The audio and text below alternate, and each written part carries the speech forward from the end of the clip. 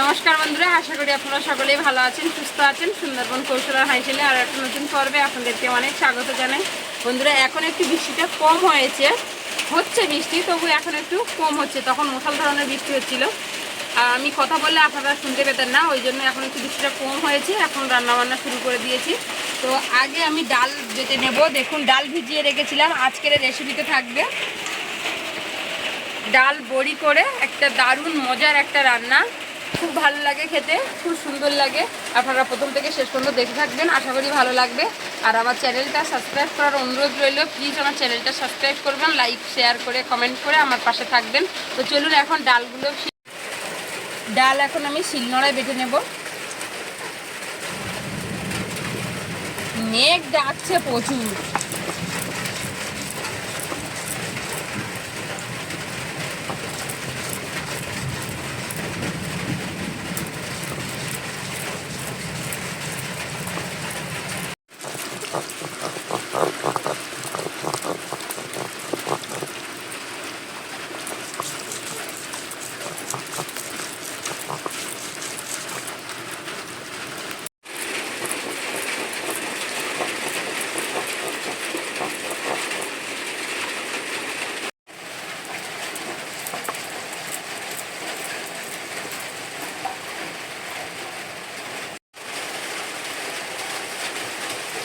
ডালগুলো সব বেটে নিয়েছি, একদম কিন্তু জল দিইনি, জল ঝরিয়ে বেটে নিয়েছি। দুটো কাঁচা লঙ্কা আর একটু আদা একসাথে বেটে নেব।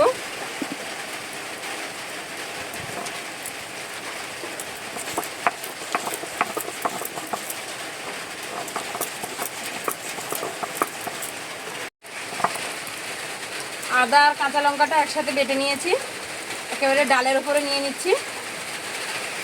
উনুন জ্বালিয়ে নিয়েছি বন্ধুরা, কড়া বসিয়ে দিচ্ছি। কড়াটা গরম করে নেবো একটু। ডাল বেটে ওপরে কাঁচা লঙ্কা আর আদা বাটা দিয়েছিলাম, এখন দিয়ে দিচ্ছি স্বাদ মতো লবণ, আর দিয়ে দেবো পরিমাণ মতো হলুদ,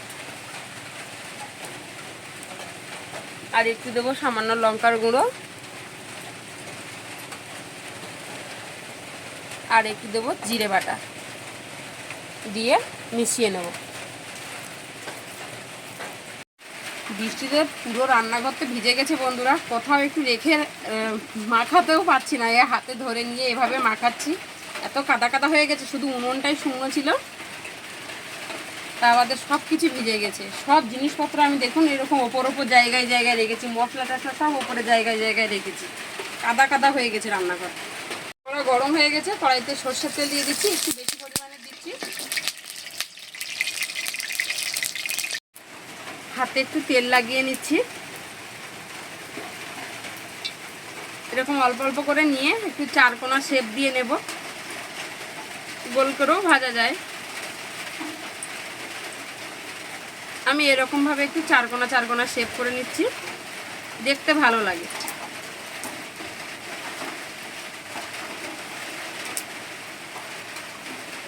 এরকমভাবে তেলে দিয়ে দেবো।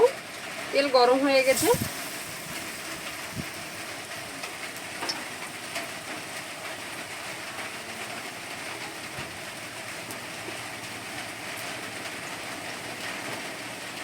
এখানে বন্ধুরা চালের গুঁড়ো মিশিয়ে নেওয়া যায়, আপনারা চাইলে চালের গুঁড়ো মিশাতেও পারেন।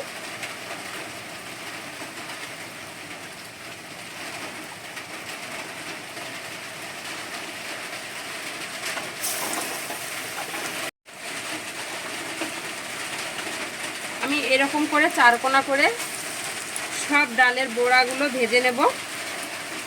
পনিরের মতো লাগছে কিছুটা।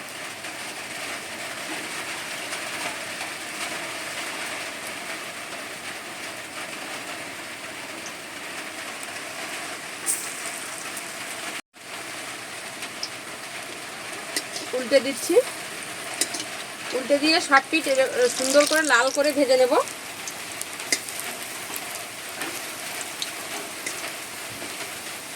যেগুলো আগে দিয়েছিলাম সেগুলো আগে লাল হয়ে গেছে। নেড়ে চেড়ে সুন্দর লাল করে ভেজে নিয়েছি।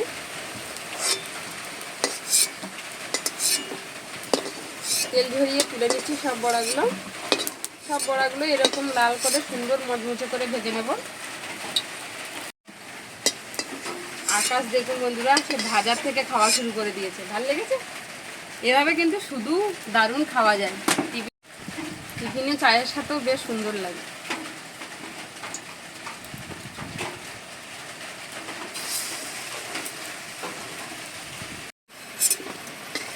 সব বড়িগুলো ভাজা হয়ে গেছে, তুলে নিয়েছি। এই তেলে আমি আরো একটু সামান্য তেল দিয়ে দিলাম। দিয়ে দেবো শুকনো লঙ্কা 2-3টে,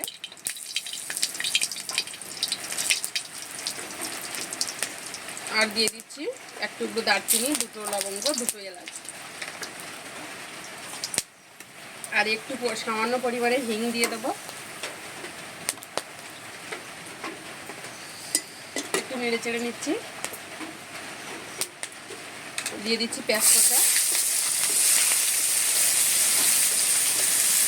একটু নেড়ে চেড়ে নিচ্ছি। পেঁয়াজ কচা একটু নেড়ে চেড়ে হালকা ভেজে নিয়েছি। দিয়ে দিচ্ছি আদা রসুন বাটা, একসাথে বেটেছি আমি আদা রসুন।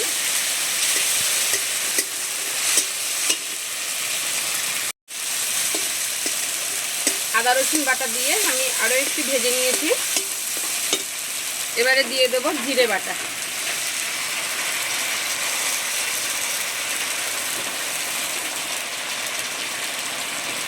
জিরে বাটা দিয়ে আমি আরও একটু নেড়ে চেড়ে নিচ্ছি।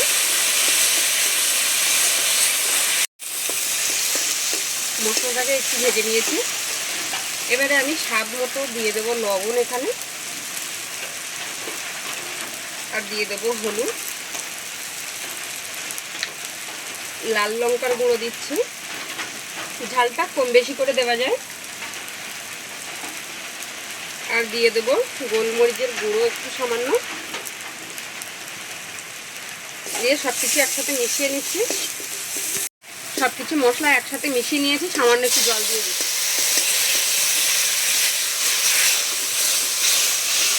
সামান্য একটু জল দিয়ে মশলাটাকে কষে নেব।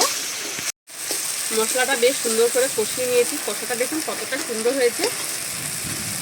এরকম তেল ছেড়ে দেবে, সেই সময় কিন্তু জল দিয়ে দিতে হবে পরিমাণ মতো।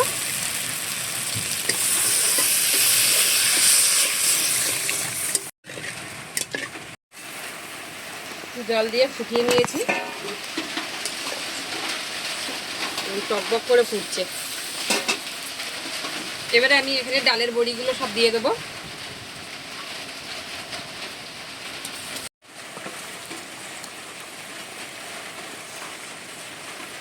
আবারও ঢাকা দিয়ে একটু ফুটিয়ে নেব। ডালের বড়িগুলো দিয়ে একটু ফুটিয়ে নিয়েছি।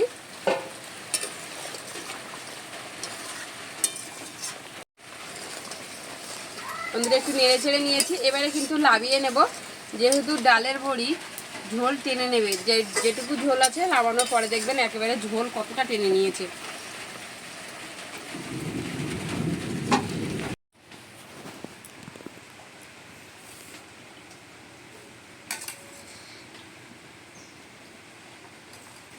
কটা দেবো?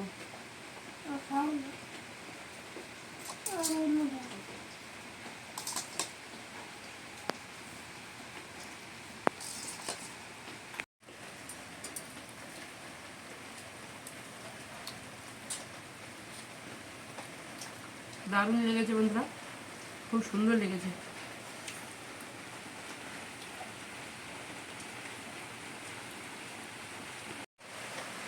বন্ধুরা আজকের পর্বটা আপনাদের কেমন লাগলো প্লিজ কিন্তু কমেন্ট করে জানাবেন। আর প্লিজ আমার চ্যানেলটা সাবস্ক্রাইব করবেন, লাইক করবেন, শেয়ার করবেন, ডেলি কৌশলা হিসেবে দেখতে থাকবেন। আজকের এই পর্যন্ত, দেখা হচ্ছে আগামী নতুন পর্বে। ততক্ষণ আপনারা ভালো থাকবেন, সুস্থ থাকবেন, সাবধানে থাকবেন। আর এতক্ষণ সাথে থাকার জন্য অসংখ্য ধন্যবাদ। দারুণ লেগেছে।